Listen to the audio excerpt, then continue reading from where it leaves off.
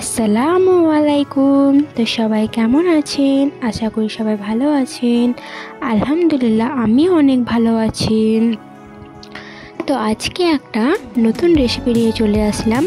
যেহেতু এখন প্রতিদিনই বৃষ্টি হচ্ছে বিকেলে, তো এই বিকেলে এই সময় কিছু মুখরোচক চটপটে খাওয়ার খুব ইচ্ছেও হয়। তো চলুন আজকে আমি বানাবো কলা ও আলুর পকোড়া, কাঁচা কলা ও আলুর পকোড়া। এটি খেতেও যেমন সুস্বাদু, দেখতেও তেমন সুস্বাদু। আর এটা টমেটো কেচাপের সঙ্গে খেতে বেশ ভালোই লাগে। তো চলুন আজকে আমি এটা বানাতে শুরু করি। Let's start. তো প্রথমেই আমি একটা মোটা দেখে কাঁচা কলা নিয়ে নিয়েছি আর দুটো মোটা সাইজের আলু নিয়েছি।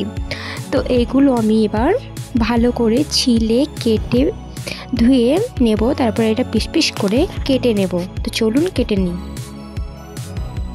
তো দেখতেই পাচ্ছেন আমি এগুলো কলা আর আলুগুলো পিস পিস করে গোল গোল করে কেটে নিয়েছি।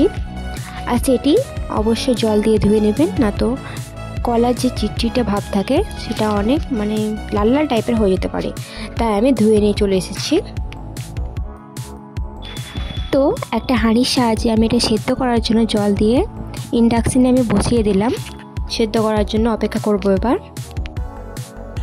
তো তার মধ্যে আমি 1 চামচ মতো লবণ দিয়ে দিলাম। তো কিছুক্ষণ অপেক্ষা করার পর এটা সেদ্ধ হয়ে গেছে।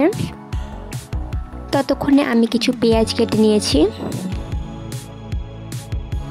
তো সেদ্ধ করে রাখা আলু এবং কলাগুলো এর মধ্যে আমি অ্যাড করে দিলাম।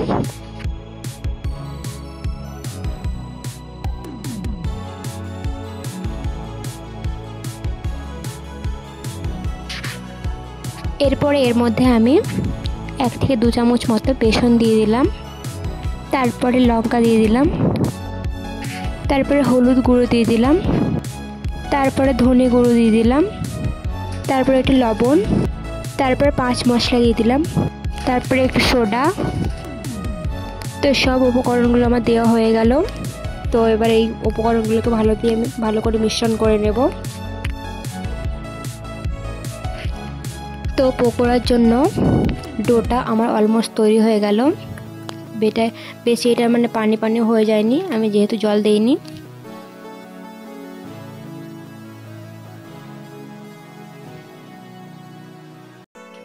তো আমি মিশ্রণটিকে ভালোভাবে হাত দিয়ে আমি গোল গোল করে নিয়েছি।